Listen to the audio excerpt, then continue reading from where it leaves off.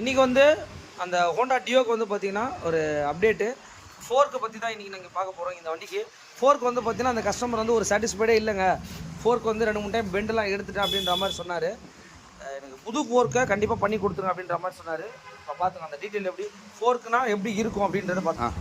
ஃபோர்க்குன்றது வந்து பார்த்திங்கன்னா ஹோண்டா ஸ்கூட்டர்ஸ்க்கு வந்து பார்த்திங்கன்னா இது மட்டும் தாங்க வரும். இங்கே பாருங்க, இது கூட வந்து பார்த்திங்கன்னா சஸ்பென்ஷன்லாம் வராது, உங்களுக்கு ஆம் புஷ் கிட்டலாம் வராது. இங்கே பாருங்க, தனியாக தான் வந்து பார்த்திங்கன்னா சஸ்பென்ஷன்லாம் நம்ம தனியாக தான் வாங்கணும்.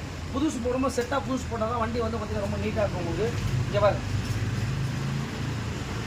பார்த்தீங்கன்னா தெரியும். இங்கே பாருங்க பழைய எந்த அளவுக்கு டேமேஜ் ஆகிடுச்சுன்னு பார்த்துங்க. அதனால தான் வந்து பார்த்திங்கன்னா கஸ்டமர் வந்து ஃபுல் அண்ட் ஃபுல் மாற்ற சொல்லிட்டாரு. அதனால தான் மாற்றுறோம். நம்ம வண்டியை மாற்றி முடிச்சு என்ன ஆகிடுன்றதை அப்டேட் பண்ணுறேன். இதெல்லாம் வந்து பார்த்திங்கன்னா நம்ம இந்த வண்டியெல்லாம் சர்வீஸ் எடுத்துருக்கோம். எல்லா வண்டியும் வந்து பார்த்திங்கன்னா வேறு ஒன் டே தான் மேக்ஸிமம் நம்ம டைமில் பண்ணி கொடுத்துருக்கோம். உங்களுக்கு எதாவது தேவைப்படுதா